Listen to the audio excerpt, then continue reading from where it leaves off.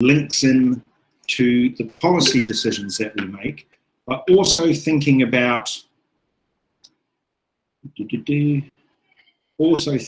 should be this one, should be K1276. Is that the code that you've got, K1276? Hopefully. Let's see. Also thinking about how we can use the information that we get from people's subjective viewpoint, all right, their values, yes, this is it, all right, and use that as how people think and what they're actually wanting from a politician and from the policies that they are enacting. And because people's values and subjective opinions can change over time, that will lead us to the best way to gauge where society is wanting the policies to go. Then we can use the more objective, right, decisions that we have, more objective tools that we have to measure the performance that we do with those policies, right? So KI276 is the Nearpod code. So if you want to jump on in there, and we are going to, as said, continue spiraling down the rabbit hole of thinking and how economists actually think. And one of the big newish ways is this idea of behavioral economics. So we're going to be exploring it. There is some terminology, etc., that we started to look at the other day, and that includes this idea of biases and heuristics, right, which are shortcuts that you have in your brain, like life hacks that you might use in order to make decisions, right? Now, those are the things that we're going to be thinking about, okay? So just starting off, these were the questions that we were finishing with the other day. So biases can come about when we pay attention to news stories that confirm our own opinions. Now, these are all natural things, right? We're not saying that these are right or wrong. We're just saying that these lead to biases, right? This is called a confirmation bias, where you only look for information that backs up your point of view. And you kind of just ignore or discount any information that doesn't confirm your point of view. Blaming outside factors when things don't go your way. We've seen an awful lot of that over the last few years. Attributing other people's success to luck, but taking personal credit for your own accomplishments. Again, that's a very inward thinking, a very inward looking viewpoint. Assuming that everyone else shares your opinions or beliefs. And that sort of crowd dynamic can be a bit of a worry, okay? And even within the confines of the class that we have, we will find people who don't necessarily share all of your personal opinions or all of your personal beliefs, right? Sometimes we learn a little bit about a topic and then assume we know all there is to know about it. And again, we've found that sort of instant expert situation sort of quite currently, because we've had a lot of people who've been discussing online, obviously the virus and solutions to it and possible government policies and why they may or may not work. And people have read a little bit about this, that and the other thing and are attempting to use that knowledge, but they may not fully understand, right, how it all actually works in real life. So therefore, what does the brain do? Because the world is really complicated and because there's so many variables out there, that our brain does this idea of a heuristic, and it's a mental shortcut, it's a rule that we put into place, right? Where we're going to shorten the time it takes to make any decisions by leaping perhaps to this is the decision, right, done. And that way we can keep working and moving through life and doing the things that we want to do without constantly stopping and evaluating every single decision that we have to make. Because you think how exhausting it would be as if you had to sit and weigh up all of the decisions, the countless decisions that you make every day. If you had to sit and think very carefully about each and every decision, you'd never get anything done. So there are going to be a lot of shortcuts that we use. However, those, whilst very helpful, can also lead to cognitive or thinking biases. So, what do you think rules of thumb are, and how are they going to impact on your individual decisions? So whether it's a producer, right, the person making the goods and services, whether it's a consumer, or whether it's the government, how could those heuristics impact on one or other of those groups? That's a tricky question, but have a go, see what you can come up with. How can the existence of heuristics impact on either producers, consumers, or the government? Have a go, I'll give you about 30 seconds or more, and I'll just go and check to see that my son is gainfully occupied.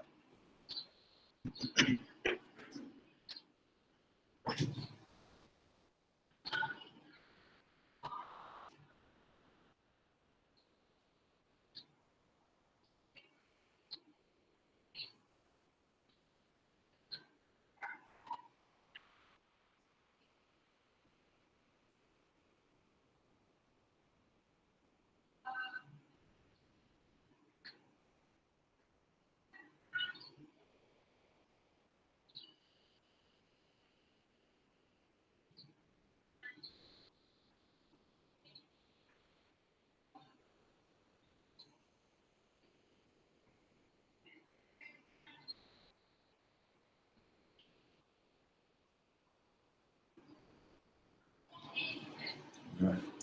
How do I get them to do their work? That's a good question. All right, here we go. All right, have a go, guys. What do you think these heuristics, how big an impact do you think that they will have on the decisions of producers? How big an impact do you think they will have on consumers and the decisions that they make? Or governments and the decisions that they make? Have a go, see what you can come up with.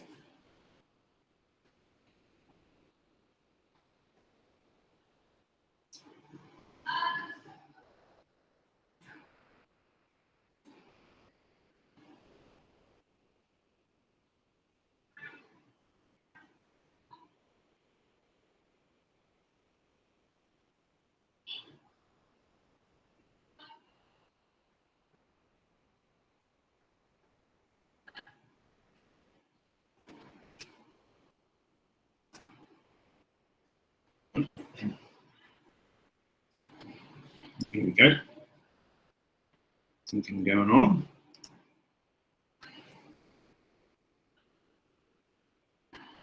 Okay, good. Okay, it's, yeah, it works. All right.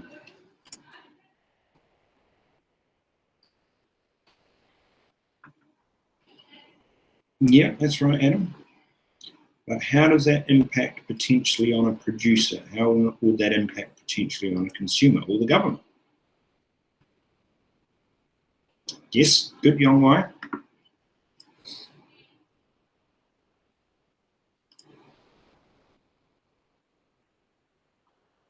Yes, that's right, Joshua, absolutely. Right. So in your analysis, it's then about what is it that producers do? What is it that consumers do? Producers are going to be making decisions about, those economic questions. They're going to be making decisions about the use of scarce resources. Well, if they're making those decisions based on these rules of thumb, what could happen? If consumers who have a limited income, who are weighing up the choices that they're making, right? If they make those decisions based again on those heuristics, what might happen with regards to consumption decisions? Governments are the ones who are setting the laws in place. Governments are the ones who are putting in place policies that impact upon the use of and availability of resources, right, and goods and services. So if they are using these sorts of heuristics, what possible impact could it be on their decisions?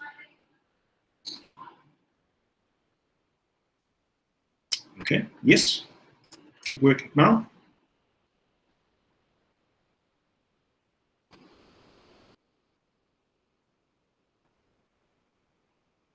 It's not an easy question. Don't panic too much if you're struggling a bit.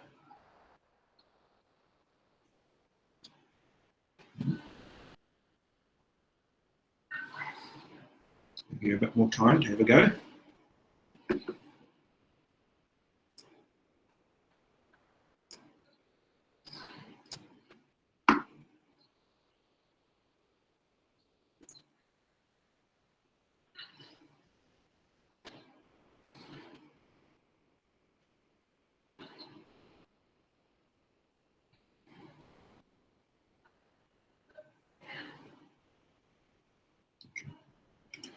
There we go, this is good.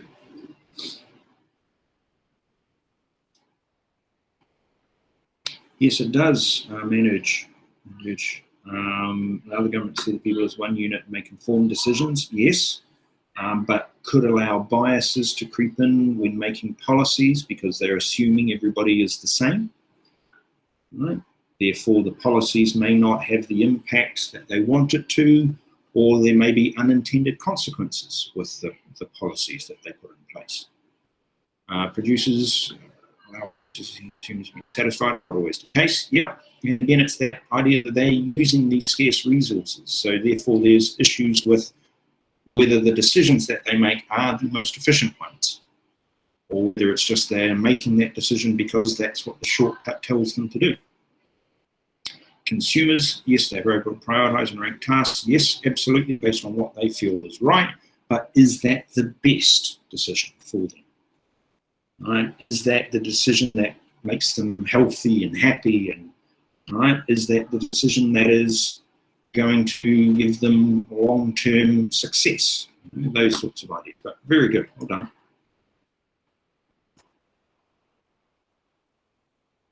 Yes, absolutely, Senna. Allowing people to stop and think, okay. Use the rule of thumb, they may not make valid. Make irrational decisions, potentially. Consumers may overspend on demerit goods, good. Non-essential luxury, yes, absolutely. Government may be unable to distribute the resources more efficiently through producers, and the producers could have trouble supplying, yeah, absolutely. Now consider the world that we live in, consider the global pandemic and the necessity that we have for resources to get to the right place. While we're making decisions, right? The government is making decisions. Are they using these processes, these heuristics, to shortcut decision making in order to make it faster? And is that going to lead to the best, most efficient result? Yeah, absolutely right, Luckman, because there are different groups within society, different groups within your economy. So although the government sees the economy as a whole making those decisions, those individuals may not actually be satisfied with what comes out of those decisions. And that happens all the time. All right. I'll give you oh, hold on. Yes, good. All right. So if I stop sharing, I'm just going to jump back to the meet here. Hello. No problems, Tanish. No problems. One of the things that I remember is about government policies, and they make decisions, and the decisions are well intended, right? And they're supposed to be helpful for all of society, but sometimes there are unintended consequences because they haven't thought the whole process through, right? They've gone to that quick thinking approach, and this will be a solution, bang, let's do it, let's go, go, go, go. And they may not have thought every possible option through, which we know, you can't really think every possible option through. But there was a classic case in, I want to say Australia. I think it was in Australia. And they worked out that people who were older and retired were unable to afford the cost of paying for an ambulance, because in Australia, as in the case in New Zealand, if you need an ambulance to get you to hospital, you actually get a bill. Right? Because that's how the policy is. Now, because it costs money, there were certain individuals who weren't getting the medical treatment that they needed because they couldn't afford the ambulance trip. Okay? That's what was happening. And particularly it was the elderly who were suffering with regards to this. So they weren't going to the hospitals, and there were more elderly people dying potentially in their homes than the Australian government obviously wanted. So the decision was, well, let's make the ambulance rides free if you're over a certain age. Yay, excellent, that solves that problem, right? Let's go. But again, it's not thinking clearly all the way through possible outcomes of that, right? And what ended up happening was the older people, right? Yes, I know, look at me, yes, right? Were thinking then that because the ambulance rides were free, that it was a cheaper method for them to get to the shops and do their groceries. It halved the cost of their taxi journeys. So what they would do is call up an ambulance, say they were having a heart attack, ambulance comes to collect them, drives them towards the hospital. On the way to the hospital, they're passing the shop that they want to go to. Oh, all of a sudden they're all healthy and happy, get out the ambulance, go and do their shopping, and then they only have to pay half of the taxi fare. Right? They have to pay the taxi fare going back home.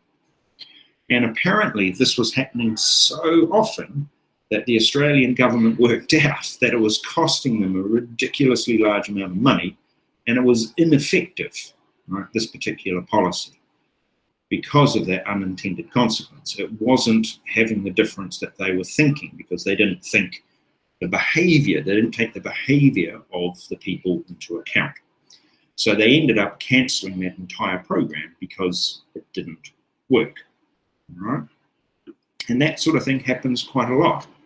The Malaysian government has put price ceilings onto the price of face masks and other essential equipment, like the rapid testing kit things that they have. They put limits to how expensive those devices and equipment is. Now, that's a decision. It's a policy decision. But there are impacts on that. And have they made the right decision and the right choice? Yes, you've got to make an argument that they have, but there are consequences to those decisions. And maybe those consequences will have, some unintended effects, right? Because they're following these shortcuts. Here we go. So here's how Richard Thaler and others say we work, all right? We have two brain systems, and you'll be very familiar with this. This is not anything that you don't know already, right? We have a system one thinking process, which is very fast, it's unconscious, it's automatic, it's those everyday decisions. It's also very error prone. It is the one that makes those lightning fast decisions that we need to make, all right? Then we have a system two, which takes time. It's very conscious. You're thinking about it. It takes effort. They might be complex decisions, and we assume that they're reliable, that you're doing research. It's that idea of the difference between the consumer decision to buy the sweets in the chocolate section at the front of the counter, right? Because they put them there because they know it's going to be an instant decision, an instant purchase.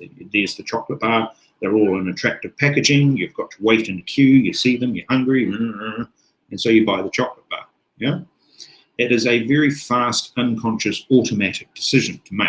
You haven't sat there and weighed up all of the possible options. You haven't thought it through. You haven't done the research on your phone into the impact of consuming the chocolate. You haven't done any of that. Right? You've just made that decision. Whereas when you're thinking about, the university that you want to go to, you spend the time, you do the research, you ask questions, it's a very conscious approach. So these are two different systems that we use when we are thinking, right? Okay. Systematic thinking approaches. I'm going to move on from there. All right. Now, the one of the first heuristics that we use is this one called the availability heuristic. This is the idea that you're going to place greater value on information that comes to your mind quickly. You're also going to overestimate the probability and likelihood that similar things are going to happen in the future, right? So if you see the information, that's the best information. It's the one that comes first to mind. It's why when you do Google searches, for example, the first results that come up tend to be the ones that you go to. You don't spend hours, well, you might, hours and hours searching through the thousands of references that might have come up in the Google search. You tend to go for those top maybe 5, maybe 10, right, results in order to do your research. Yeah? But the algorithms know that, and the people putting the work know that. So they know that there are quick ways in order to get their information to the top of the queue. Right? So if I just stop sharing. Right? Now, an obvious example is this idea of a Google search. If you're doing a Google search, what will make it more likely that your information ends up at the top of the queue? So you're a business, you're wanting people's attention in a Google search, what makes it more likely that you'll end up near the top of the queue? What do you think? Very straightforward. It's going to be as obvious as anything when you hear it.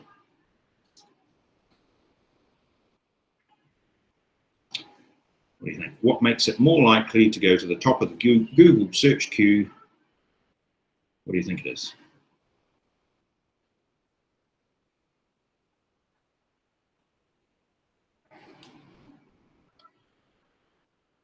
Got to think about the people who are doing the searches. You know, think about the Google searches that you might do. What tend to be the ones that come up first? Wikipedia. Wikipedia does tend to come up first. What else? Any information? Britannica. Sorry? Britannica. Britannica, yes, all right. Quite often, if it's information that you're searching for, the things that come up first have something with them. All right, so it's not just plain information. They have something inside the information that the algorithm is trained to find. It's a relatively short word beginning with letter V. What is the algorithm looking for?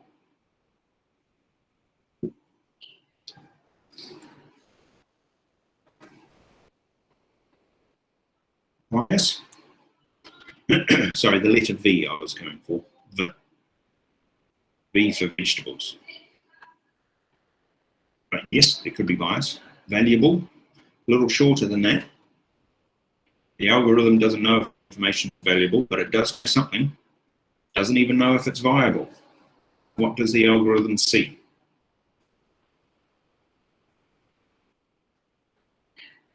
Well, there are two things that it sees, but views is one, yes.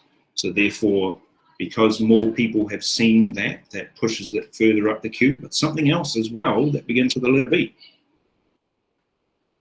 And again, it's going to be so obvious, you're just going to kick yourself.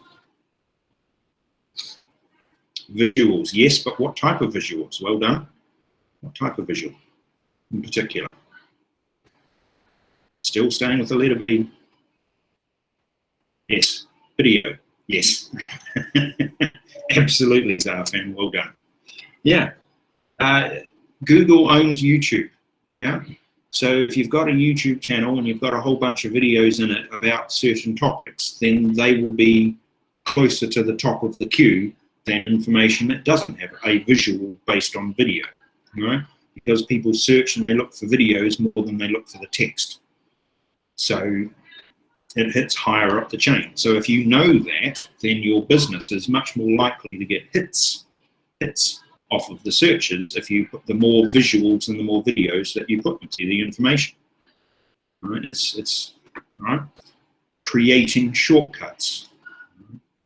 And you, the consumer now, you know that, so you now know that when you go to search online, you're more likely, yes, to come up with the Wikipedias and just assume that because it's in Wikipedia, it must be true, okay? Because it's the first thing that you come across. But it's also the information you already have, right? How quickly can you bring information to the front of your mind? And the first bit of information that comes to your mind, you've got to say, well, that must be true because I've remembered it. But maybe you've remembered it wrong. All right, so next thing, here we go. A little bit of a close exercise, fill in the blanks, put the words into the sentences where you feel they best fit. Excuse me. There you go.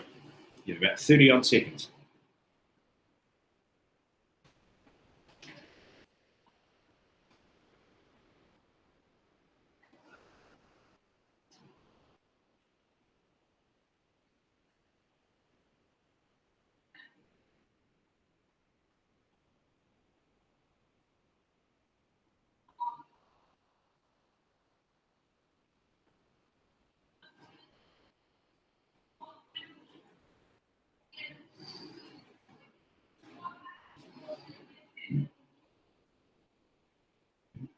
Answers coming in. Good work, young Y. Well, here we go. Coming in quick and fast now. Excellent job. Well done.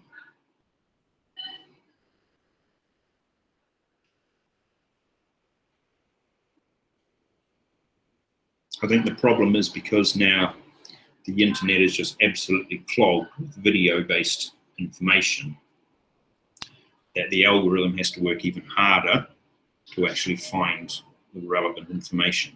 Right? So now the information has to have, if it's a video, it's the screenshots, right? The information, the tags that are connected to it, all of that packaged information needs to have shortcut references that the algorithm is going to be able to pick up. Oh, good work, team. Look at that. Well done. All right, about another 30 seconds. Come on, last call for last call. Let's do it, team. Fast game's a good game. Sorry, very New Zealand expression there. Fast game's a good game's a fast game. Use your system one thinking process.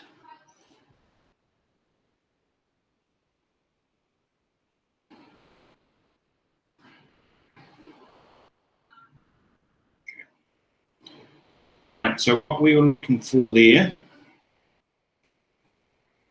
was the availability heuristic, placing greater value on information that comes to your mind quickly. You give greater credence or truth to the information, right? You assume it is more truthful because you see it quickly. You tend to overestimate the probability and likelihood of similar things happening in the future. So think of the memories that you have, think of the experiences that you have. You are overestimating how likely they will happen again in the future. And people can do this quite a lot. If they're successful, sort of the athletes, you know, it's that visualization, like imagining the basketball going through the hoop, right? And then the next time I put the ball up and it goes through the hoop. You know, it's that sort of idea that you just assume it will happen. But then there are the people who have that sort of negative view. It's not going to work, I can't do this. And then that becomes what they believe to be true. It's why those sorts of labels are really difficult. You know, back in the 60s and 70s, teachers used to use all sorts of labels for students that they definitely don't anymore. And you used to get called all sorts of names. You know, you used to get told, you can't do this, and why can't you understand this? You know, this sort of thing. And it used to be very accusatory. But then once you get told that, that becomes the label, it becomes the memory that you attach to that experience. And therefore, from then on, you just can't do it. You know, typically in New Zealand, for boys at any rate, it was about maths. There was the adage, boys can't do maths. And of course, we are talking 70s, and so it was, girls can't do science. So apologies, but that was the adage back then. Now, we know both of those two things aren't true, but for a lot of people, they felt that was the case. All right. No, move on. All right. So what biases might we see? All right. So one of the big ones is this one. This is what's called an anchoring bias. Right? You're going to rely on that first piece of information. So that same bias that we talked about, that same heuristic, the shortcut approach, the very first piece of information you learn, you anchor to that. right? So if you know what the average price for the car is, then you assume that any amount below that is a good deal, right? You then don't search for even better deals because you've seen that information and you just assume that that is what happens, right? And that is the best. Now you're going to use this bias to set off the expectations for others by putting the first information on the table for consideration. So when you're in group work, you'll be very familiar with this, it's the first information that gets put out there that everybody starts thinking about, right? When you're trying to make a decision, what movie are we going to watch? What restaurant are we going to have? The person who puts the information at the front tends to be the information that people rely on, tends to be the information people consider to be truthful. They put more evidence on, more weight on that. So therefore, you're more likely, if you speak first, you're more likely to be listened to with regards to that. It's a bit scary when you think about it. And businesses know that. They know that the very first bit of the marketing campaign is the thing you're going to put more information in. They know that the very first communication you get from them, the very first part of the communication that they send to you is going to be the thing that you pay attention to the most, right? So within the first few seconds of the advert, within the first few lines of the text, they need to push what they want you to do, right? Or what they're expecting from you, or the information they want you to pass to you. So anchoring bias. Here it is. All right, because you've learned a new term, it's always good to practice the use of it. So here we have fill in the blanks. Let's try and put the words into the sentences.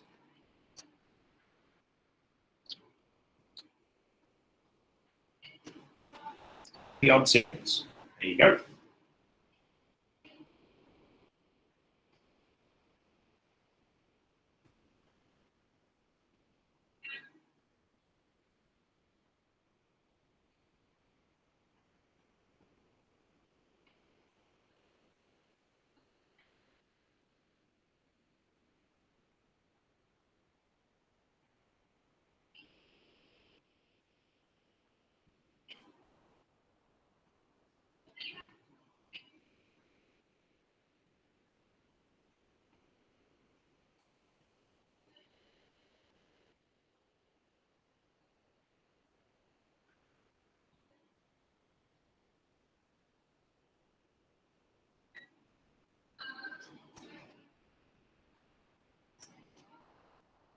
All right. Oh, wow, look at this. Well done, team. Very good. Last call for last call. Have a go. 30 seconds. No, in fact, it's only 10 seconds now. I know there are issues with Wi-Fi and all sorts of other things, and it isn't always as easy working on the computer. Right. What we were after was the anchoring bias, the tendency to rely too heavily on the first piece of information that you learn. For example, you learn the average price of the car, certain deal, you will think any amount below that is a good deal. Perhaps you're not searching then for any better deals. You use this bias to set the expectations for others by putting the first information on the table for consideration. Right, check out the websites which charge you for the use of those websites. What cost plan do they push to you first? Right, because they know that you're then going to look at that cost plan and go, oh, wow, okay. If they've got another one that's slightly less expensive than that. That's the sort of approach, the decision, the marketing that they are going to use, because they know that this happens. Now, of course, because you know that they know that you know, right, you are then going to potentially consider more with regards to your decision. So maybe moving more from system 1 to the system 2. It's entirely possible. So maybe now you won't have the anchoring bias. It's an option. Are these rules of thinking, are they a problem? They're not necessarily a problem. However, we do have to understand that if something has worked in the past, it doesn't mean it will work again. Right? We can rely on those existing heuristics, but there might be alternative ideas to come up with that we can come up with. So one of the classic examples is, I'm just going to jump back to the screen, duplicate, because you're talking in one context about a heuristic, which is the pathway that your brain takes, and the other way you're talking about is biases. Because of the pathway, you end up with a bias. Yeah. There was a thinking method that we used to use. We used to teach this in school, and it was years ago, maybe late 70s, early 80s. It ended up going into popular culture. It's still in use today. You see it all the time, and my word, I every now when I see it, I think, oh, right? It's the tally tables people used to use, and it's pro and con, right, with regards to a decision that they're making. These are the advantages of this decision, these are the disadvantages. We still teach it, right? Now, the problem with doing that is that it sets your brain up to think that there are only two possible options, yeah? Right? When the reality is that there's possibly more than that. So we immediately set you to, this is what you have to do, this is the framework, this is how you have to think. But we don't allow you to research and expand the thinking process. We create these heuristics for you. The very education system that we have, right, creates these shortcut approaches in your thinking. So therefore, you're more likely to follow the scheme, the system that we set in place. Yeah. I mean, we do this sort of thing quite often. There's a lot of priming that we do. Priming is where we tell you something in advance of it happening so that you are expecting it to happen, therefore aren't surprised when it happens. Right? We do that quite a lot. But you're also expecting it to happen. Therefore, you are more ready to accept that it is the truth, right? Because that's what you've been told will happen, right? So priming, a classic example for priming is that they did a study on this. Marketers do this all the time, is that they'll use keywords and then expect people to behave in a certain way because of those keywords. They're trigger words. So words like old, right, are trigger words. And they did this experiment to see if this actually worked, if this priming worked. And they had a group of people in a room, and they used imagery and words on the screen, on the video that they watched, and it was all about old. It was old people, it was, Zimmer frames, it was ancient, it was, any word or image symbolizing old. And that priming ended up in their head. And so then their behavior changed. So when they were then asked to move to another room, they all got up slowly out of their chairs, they walked slowly down the corridor to the next room. Then when they did it with an alternative group of people, they youth and fast and life and these sorts of words and images, and then again got the people to move to the next room. They were up and quick. Right? It's priming, it's creating the behaviors that you want to see happen. Right? It's the repetitive phrasing that gets used in advertising. Right? It's the key phrases that you look for that you expect to happen in a sentence, and then when they happen, you just follow along with those sentences, believing that because they're using that particular phrase in that particular sentence, it must be true. Right? And people know this sort of thing. I'm not saying that people are more are very switched on and intelligent because they do this. They might just do this because it comes naturally to them, right?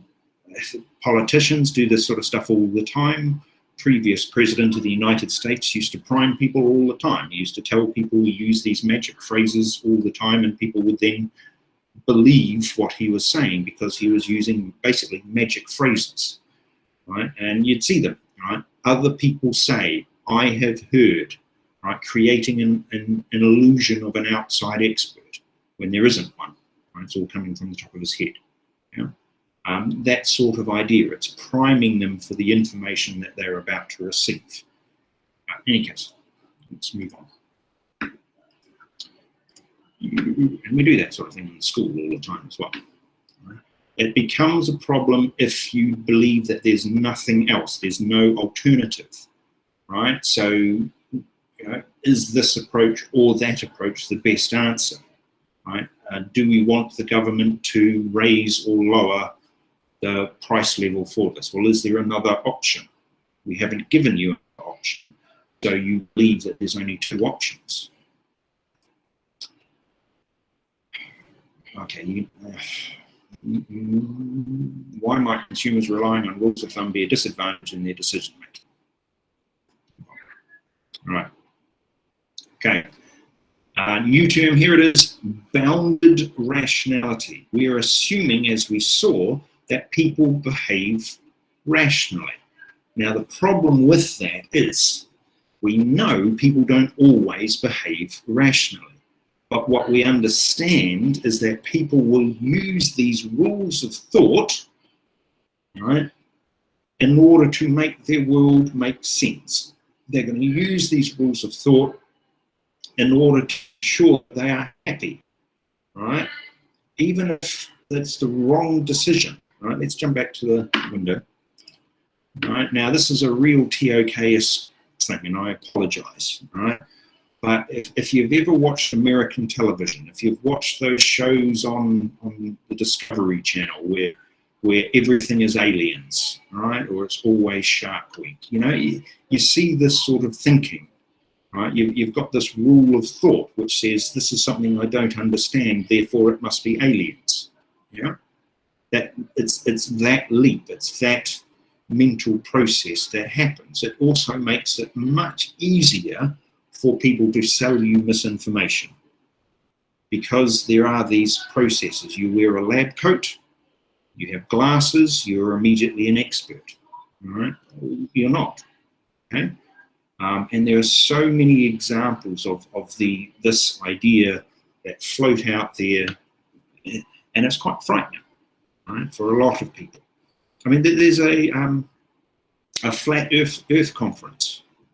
They had was it 2017? They had a flat Earth conference. They had a worldwide international flat Earth conference, right? That people went to, and people flew to the conference, by the way, just saying. And it's insane, you know, that people still in the 21st century believe something that we debunked, you know, hundreds and hundreds of years ago. But people will make that leap because somebody has told them, because it's the first piece of information that they see. It's the thing that comes readily to their mind, because the person appeared to be an expert, because these are the things that we learn through schooling and through life, and because now we've got information, you know, at the touch of a button, though that information will pour into our head as quick as anything. So therefore it must be true, right? Sorry, I'm sidetracking you there. So the use of these heuristics cause us to make decisions under uncertainty because of the complexity of the real world. We hope to avoid catastrophe, so we will accept perhaps a suboptimal decision, right? Because we don't we can't make longer decisions, more research, right? We don't do it, okay? We're just aiming to avoid the catastrophe. That's what we're aiming to do. So is it rational that we follow these rules? Well, maybe it is. Maybe it is. Okay. How do you see this? Let's see. Right? Most consumers and businesses do not have sufficient information to make fully formed judgments. We don't. This is part of what we now understand. We don't have all the information there is. We can't. We never have it. And if you look at the scientific research and different things that people have been, you know, saying online about the pandemic and possible cures, right? Like the horse deworming treatment, right? I mean, come on, right? All of the people who are now actively taking that stuff, which is crazy, right? And I don't know if I've said this to you already. Apologies, right? The dewormers, right? People are still having it, right? There is demand for treatment here in Malaysia. It started off online in America as people saying that this was a rumored treatment for COVID, right? And that the government was hiding the information from them. and people are still taking it. In America, the regular demand for this deworming stuff, ivermectin, whatever it's called, the regular demand for it is about 6,000 units of whatever the unit is of this product per week. Right? That's the regular demand, because it's America. They've got a whole lot of animals. That's the regular demand for it. Okay, current demand for this particular product in the United States. Anybody like to hazard a guess as to how much of this product is being demanded per week? It's not 6,000. Have a guess as to how much.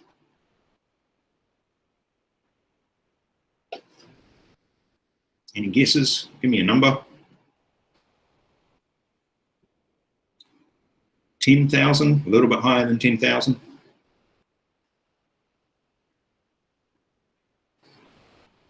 Any numbers? 20,000, a little bit higher than 20,000.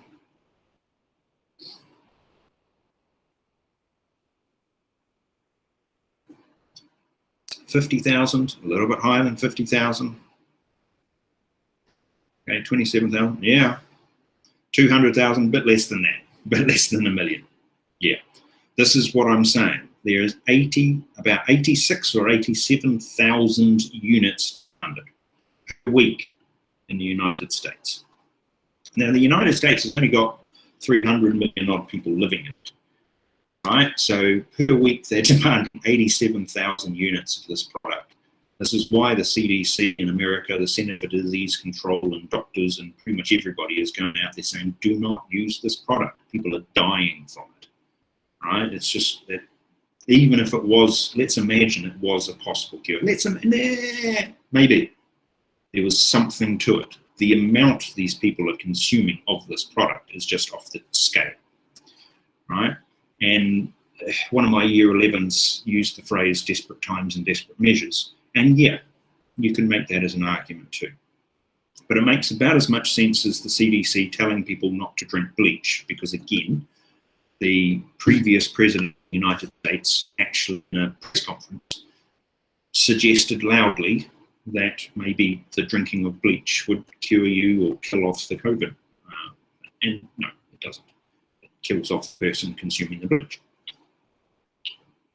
So, these are the things that we now have to deal with. And it's part of it is that idea of heuristics. You can make an argument about education and the like as well, but the speed at which information travels around the world means that we have to make these decisions potentially at system 1 level.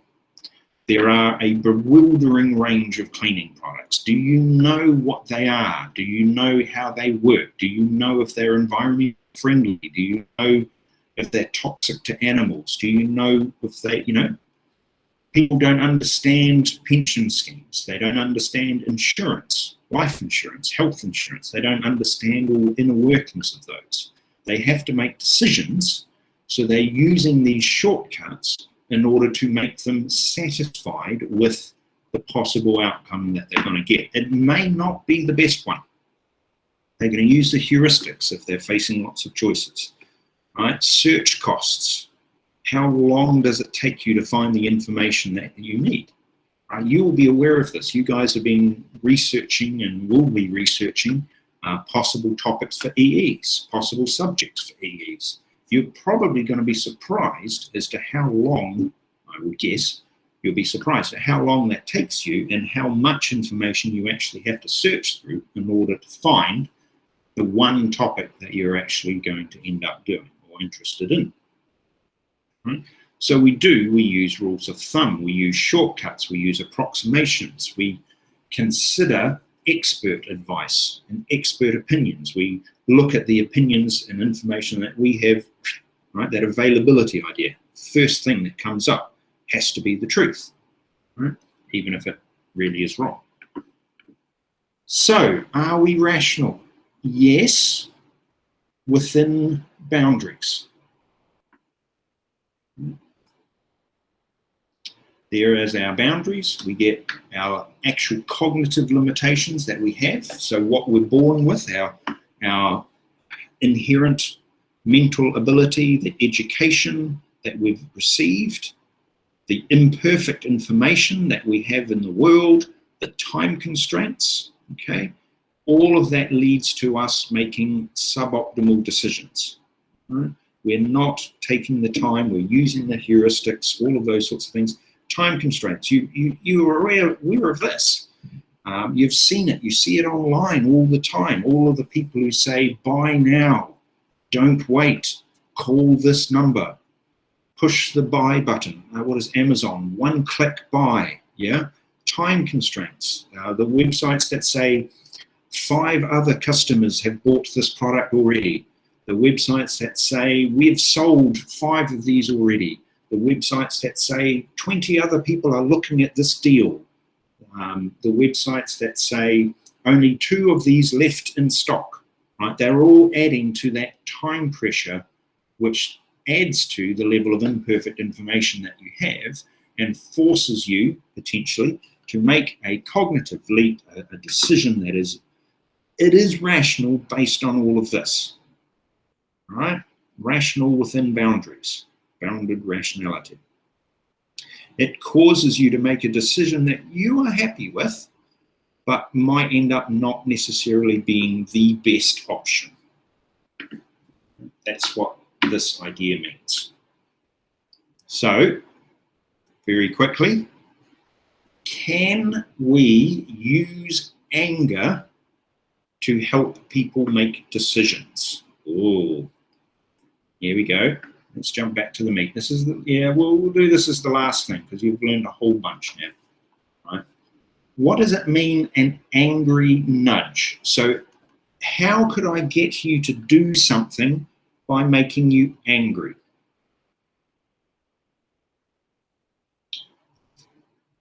What would I be attempting to achieve, do you think? What sorts of ways do people make you angry? What sorts of things, what sorts of situations would it benefit the group, the organization, for you to be angry? Think of a situation.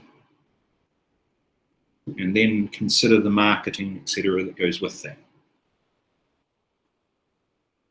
Any thoughts, any ideas? When do they make you angry and why would they do it?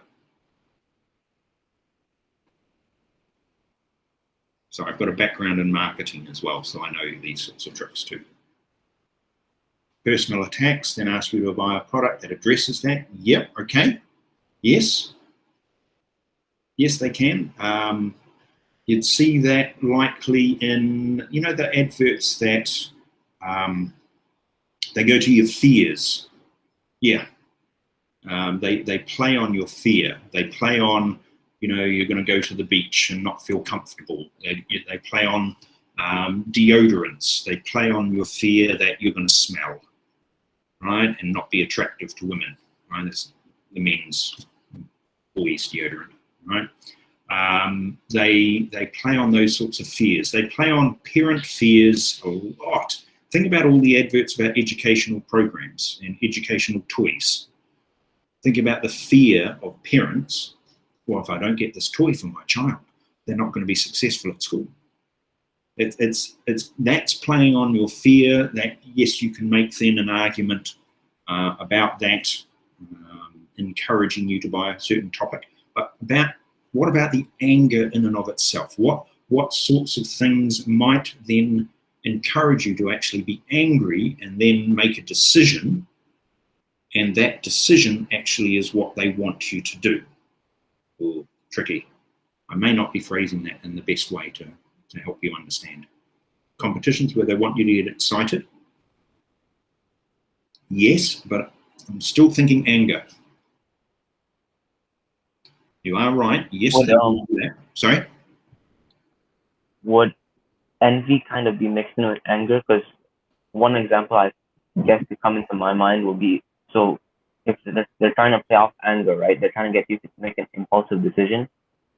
And so let's say there's like, you have a friend and then they buy this like really expensive house and you have this really like crappy house. So what if you're angry that they have like a much better house, so they can impulsively ask you to buy a much more expensive house that's outside of your like affordability. Yeah, yep, that could be. Estate agents tend to have that the availability heuristic bias, right? Down pat. They tend to do it. They tend to ask you, what range of price you're looking for, and then they will deliberately take you to houses that are more expensive, in order to right. They encourage you. They don't tell you the price. They encourage you to like the house, and then they tell you the price, and then they tell you they might be able to get you a deal on it, right? And by that point, you're sold already on the house. So yes, there is that. Racial competitions where anger is directed to the other race. Yes, you could make that an argument. You could possibly make that as an argument. There's one that you see, you probably don't see it. You may not see it as often at the moment, but definitely we used to see a lot of it in the past. There is still some of it out there. Sometimes you see it on Facebook. Yeah. Yeah. Any thoughts? Things that they might show you, like, let's take up charitable organizations. Let's take those for an example. They use this technique all the time.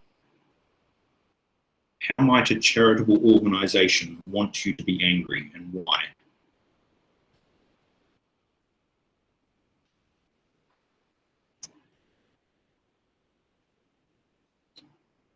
I guess the charitable organization could make you, like, let's say you see an advertisement of these little kids that don't have anything, and so you're at like this really privileged house, and you're angry that you can't do anything immediately for them, so they can make you angry to donate more and more to the charitable organization. Absolutely, and they'll put time pressures on it as well. Yeah. But yes, you're right. There are charitable organizations that you will have heard of, possibly, like Amnesty International. And they will show some pretty graphic images about treatment of prisoners. They will have marketing that is really quite horrible, designed to provoke that emotional reaction in you. This is terrible. Something has to be done. What do I have to do? I have to phone Amnesty International and give them money. Mm-hmm. They're making you angry at the treatment of other people in other countries in order to encourage you to support their charity. Yeah, the government is not doing enough to support these people. You need to give us money for our charity so that we can go. And that sort of idea was what I was thinking about, and you do see that quite a bit. You might see phrases like, this is not good enough, and we need to support these people, and this treatment is not what is acceptable, that sort of idea. Facebook does those sorts of ones. They're actually psychological experiments. I'm not sure if you're aware that Facebook does psychological experiments on you, but they do. Sometimes they've gotten into trouble for doing it to unsuspecting people. The video clips that they show that just pop up randomly in your feed, that will be showing treatment of other people, and then it will be, you don't want to be caught in this situation, buy our product. I'm angry because, right? So security products, or playing on the fear that you'll get attacked, and so you need these products, that sort of idea.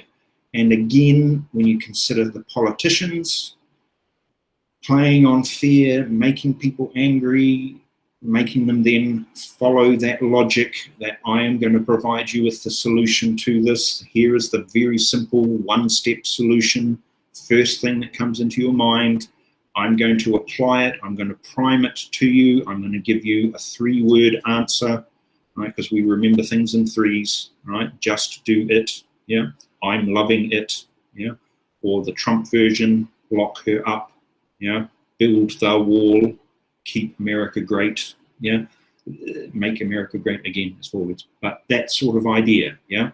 There's lots of that, and it's all psychological, yes. So we're crossing the boundary into the psychology department. But, and I apologize, right? But from a behavioral economics point of view, these things are all valid because they're all influencing the decisions made by consumers, by producers, by governments. Right? Make a government minister mad. Right? Look at the treatment of these people. Let's make policies about poverty. Right? Several years ago, the United Nations came out with a phrase, make poverty history. 3-word phrase, priming people, donate money, belong to the cause. Yeah, great. It was a brilliant marketing campaign. They didn't quite make poverty history, but, you know. So that's the sort of approach that I'm wanting you to be thinking about. Consumers aren't necessarily rational, but they're rational within bounds, boundaries. Right?